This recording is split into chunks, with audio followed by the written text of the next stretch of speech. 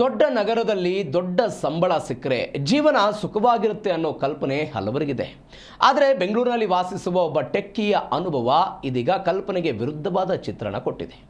ತಿಂಗಳಿಗೆ 1.5 ಲಕ್ಷ ರೂಪಾಯಿ ಸಂಬಳ ಪಡೆದರೂ ತಿಂಗಳ ಕೊನೆಯಲ್ಲಿ ಕೇವಲ 15ರಿಂದ 20 ಸಾವಿರ ರೂಪಾಯಿ ಮಾತ್ರ ಉಳಿಯುತ್ತದೆ ಎಂಬ ಮಾಹಿತಿ ಸಾಮಾಜಿಕ ಜಾಲತಾಣದಲ್ಲಿ ಭಾರೀ ಚರ್ಚೆಗೆ ಕಾರಣ ಆಗಿದೆ.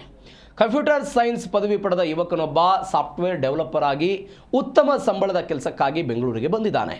ಆರಂಭದಲ್ಲಿ ಕುಟುಂಬದವರು ದೊಡ್ಡ ನಗರದಲ್ಲಿ ದೊಡ್ಡ ಸಂಬಳ ಸಿಕ್ಕಿದೆ ಅಂತ ಸಂತೋಷಪಟ್ಟಿದ್ರು. ಆದರೆ ನಗರದಲ್ಲಿನ ಜೀವನ ವೆಚ್ಚ ಆತನಿಗೆ ಬೇಗನೆ ನಿಜವಾದ ಸ್ಥಿತಿಯನ್ನು ತಿಳಿಸಿಕೊಟ್ಟಿದೆ ಅಂತ ಈ ಪೋಸ್ಟ್ನಲ್ಲಿ ಹೇಳಲಾಗಿದೆ.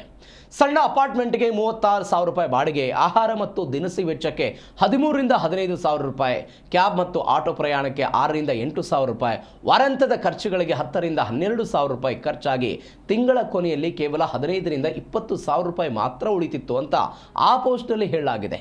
ಈ ಪೋಸ್ಟ್ ಸದ್ಯ ಸಾಮಾಜಿಕ ಜಾಲತಾಣದಲ್ಲಿ ವೈರಲ್ ಆಗಿದ್ದು, ಮಹಾನಗರಗಳಲ್ಲಿ ಹೆಚ್ಚಿನ ಸಂಬಳ ಇದ್ರೂ ಜೀವನ ವೆಚ್ಚ ಹೆಚ್ಚಿರೋದ್ರಿಂದ ಉಳಿತಾಯ ಕಡಿಮೆ ಆಗುತ್ತದೆ ಎಂಬ ಚರ್ಚೆ ಮತ್ತೆ ಮುನ್ನೆಲೆಗೆ ಬಂದಿದೆ.